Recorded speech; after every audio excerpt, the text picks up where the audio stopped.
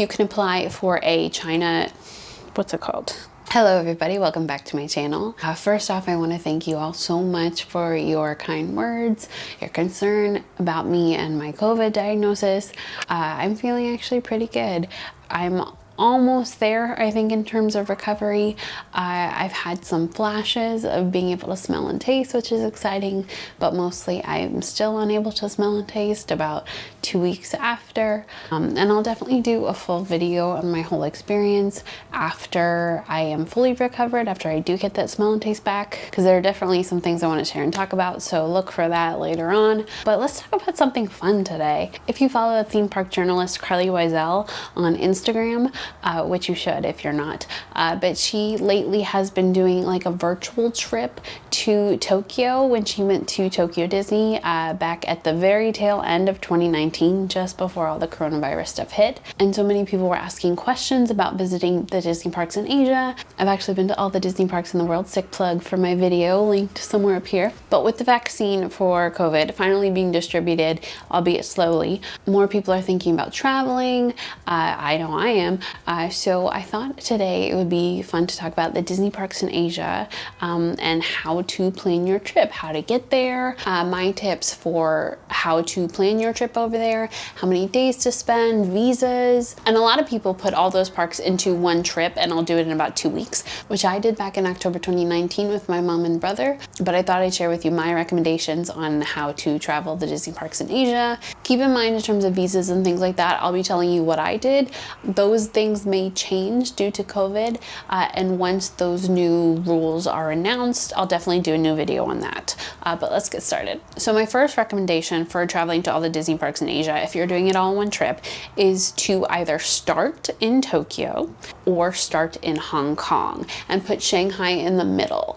That is because of the 144-hour travel visa, which we'll talk about in a little bit, but definitely you want to start in Tokyo or in Hong Kong. And that is also because those flights are the shortest from the US to Tokyo and the longest from Hong Kong to the US. So I'll start in Tokyo because that's the way my family and I took the trip in October of 2019. We took Japan Airlines over to Tokyo Narita Airport. There are 2 airports that are around Tokyo. There's Narita Airport and there is Haneda Airport.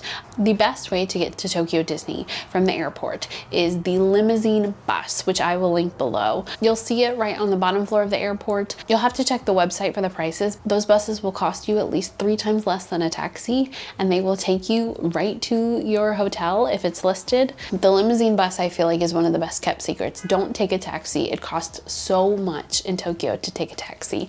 Take the limousine bus to your hotel. So the great thing about the Disney parks in Asia is that they are all accessible from the cities they're closest to by the subway or the metro, which is fantastic, meaning that you don't really have to stay on property to go to these places. Keep in mind, however, that some resorts are a little bit further away from the cities. For instance, when I stay in Tokyo proper, like at the Hyatt Regency Tokyo, it's about a 45-minute trip to Tokyo Disney with 1 train transfer, which is pretty long, through Tokyo Station. So do keep that in mind. If you want to stay on property, I've stayed in 2 of the hotels. I've stayed in the Ambassador Hotel, which is technically on property of Tokyo Disney, and I've stayed at the Hilton Tokyo Bay.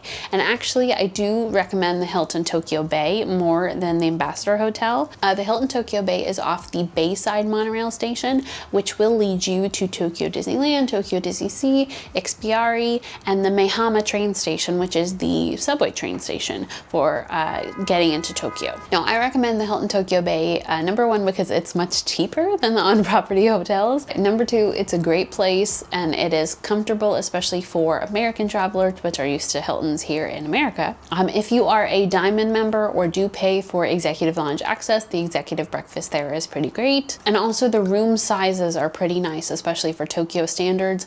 I've stayed in a room with 2 beds, and actually when my family and I traveled there, we had a room with 3 beds, which is kind of rare in Tokyo. So many people might not realize how big Tokyo Disneyland and Tokyo Disney Sea are. The first time that I went to Tokyo Disney Sea, I didn't even explore the back of the park, the Cape Cod themed section, and the section where the Finding Nemo ride is. I didn't even know they existed exhausted the first time that I went to the park because the park is so big. Tokyo Disneyland and Tokyo Disney Sea also have great parades. They have great shows. Of course, the popcorn and all the snacks, absolutely amazing.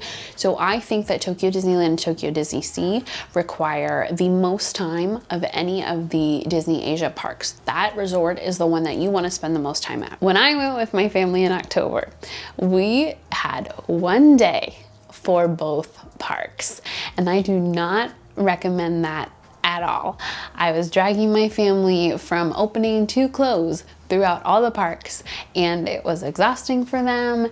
It was not a good plan. If you are going with your family, if you've never been to Tokyo Disney, and if you're going with your family that's never been to Tokyo Disney, I would suggest 3 to 4 days. 3 days is good because you have one full day in each park, and then the third day you can slow down, go to both parks and catch what you might have missed, go to Ikspiari and go to the Fantastic Disney store that is in that area. Ikspiari is like the downtown Disney of Tokyo Disney. It's kind of like a mall, but I would probably recommend 3 to 4 days.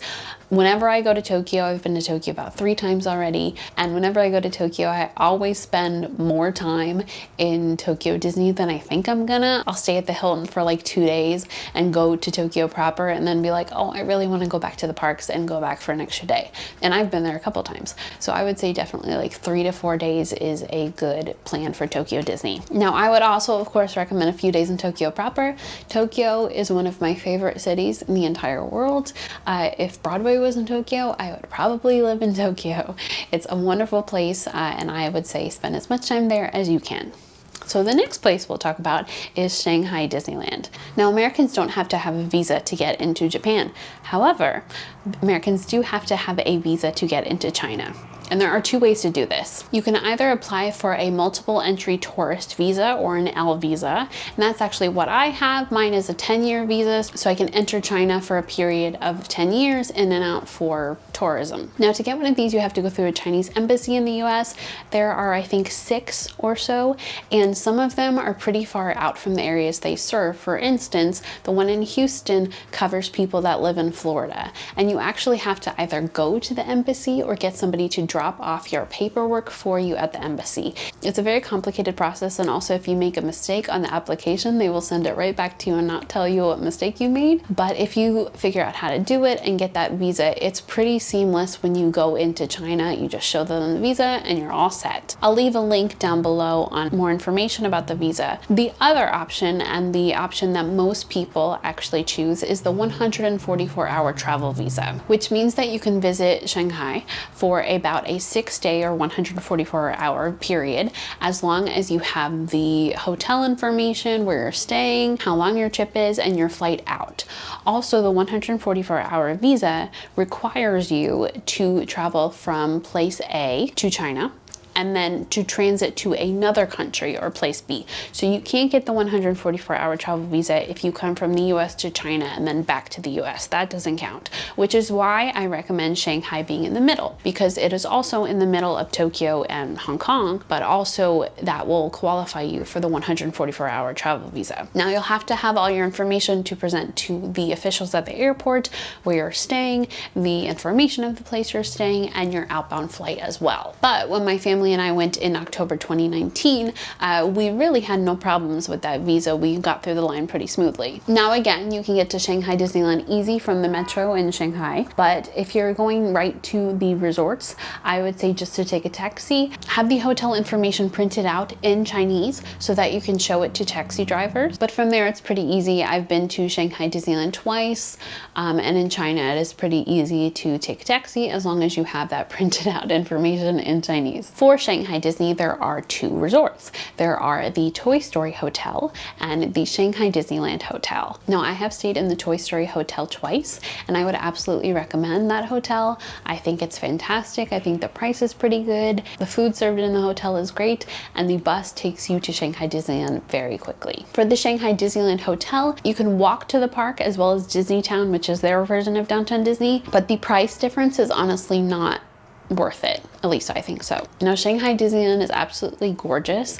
It is a huge park, and when I went the second time, they had a whole new section, their Toy Story section, which wasn't even there the first time I went. So for a first-time visitor, I would probably recommend 2 days for Shanghai Disneyland. Again, it is a huge park. You will be exhausted walking around the whole park. There are some shows to watch, amazing rides, of course, like Tron Lightcycle Run, the best Pirates of the Caribbean in the world, at least in my opinion. But I think 2 days is good because you'll want to explore the first day, and if you get tired, you can go and then come back. But Shanghai Disneyland is actually worth the trip. And Shanghai is actually worth the trip too. I love the city of Shanghai. I wish I'd had more time there for either of my 2 trips to China. But Shanghai is a cool city. There's amazing food there. I'll link down below actually a food tour that I went on in Shanghai with my family, which I thought was so cool. But there's so much cool stuff to explore in Shanghai proper that I think Shanghai requires a couple days as well if you can. And the final park that we'll talk about is Hong Kong Disneyland. Was that weird? I don't remember the exact flight time between Shanghai and Hong Kong, but it wasn't bad. I think it was like 3.5 hours. So the airport for Hong Kong is actually on the same island that Hong Kong Disneyland is on, Lantau Island. So if you're just going to the park, there is a special taxi that is only for Lantau Island, which you can grab, and that will take you to your hotel. But again, the park is connected to the city of Hong Kong by the metro. So if you want to stay in the city, that is totally cool. Now, Hong Kong Disneyland only has the single park, Hong Kong Disneyland, but it is a great park. Of course, you've got Mystic Manor, fantastic. You've got their Tomorrowland, which has Ant-Man and the Wasp, which is a great ride. See what time it is in Wakanda? Hong Kong Disneyland definitely has some pluses, and of course they have their Frozen expansion coming, which will be great as well. Hong Kong Disneyland has a few hotels as well. My family and I stayed at the Explorers Lodge, which is very Animal Kingdom Lodge-esque if you've been to Walt Disney World, and it is beautiful, and it was a great stay. We loved it. The room was huge. And what I thought was interesting was they actually had proper like coach buses to take you to the park, which was odd. But Hong Kong Disneyland has great shows. Mickey and the Wondrous Book, fantastic show. And also my family and I were really impressed with the merchandise there. I'll show a video of my mom freaking out about it. Okay. But we really liked our time in Hong Kong Disneyland. In terms of time to visit Hong Kong Disneyland, if you want to explore the hotels as well, I would probably recommend 2 days. But Hong Kong Disneyland as a whole, if you begin visiting when the park opens, then I feel like it might be a full 1-day park. But again, if you want to explore more, I'd make it 2 days. Also keep in mind that the flight from Hong Kong to the East Coast, where I live at least, is 16 hours. On your way back, I always find myself completely exhausted after a trip.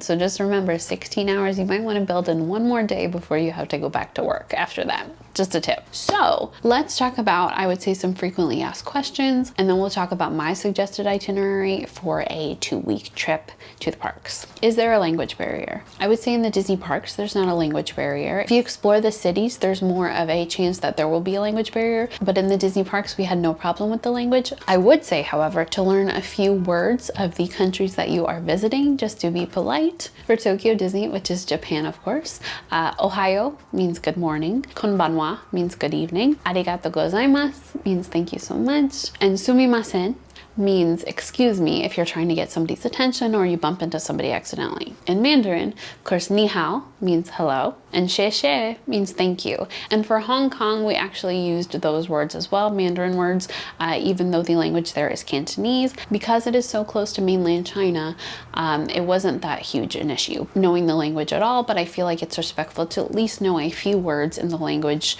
of the country that you're visiting. In terms of budgeting, I am not a huge, get all the merchandise from the parks when I go visit, but in all the parks in Asia, I definitely spend way more money than I think I'm gonna spend. My suitcase, especially from Tokyo Disney, will be filled with tchotchkes and things like that, things I don't even think that I want, just because the merchandise in those parks is so unique. And I'm definitely gonna do a video on my favorite merchandise from the parks in Disney Asia, and especially Disney merchandise that you can get outside the parks that might not be Disney park merchandise, but it's fantastic, so look out for that. I will say, however, that a good way to gauge how much merchandise you're coming home with is to explore a concierge shopping site where people in Asia buy products and send them to people in the US for a fee. This won't tell you how much the products cost in the parks in Asia, but it will show you what might be available when you go.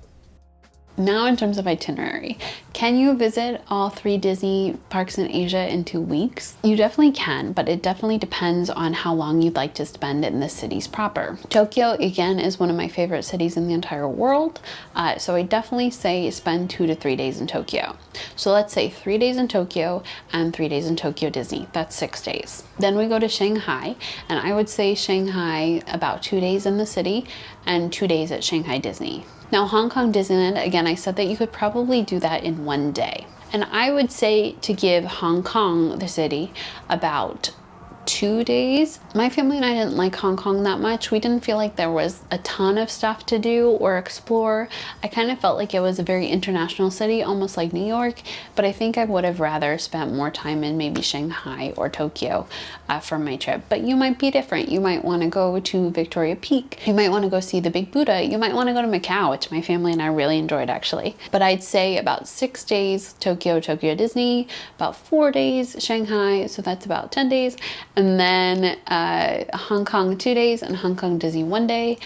So that gives you about 13 days. And then remember travel time as well. The flight to Tokyo is about 12 hours and the flight back from Hong Kong about 16. So remember that when you're planning a trip. And I think that's it. If you have any questions, let me know. I love to talk about traveling to Asia and especially all the Disney parks in Asia. I really think those parks are worth it. I didn't know how much I would love Asia until I actually went over there. I think all the parks there are great, of course, but I truly think the cities there are wonderful. I encourage you, if you can, to get out to that side of the world and explore. It is wonderful. It is so different. It is amazing. And I will see you next time. Bye.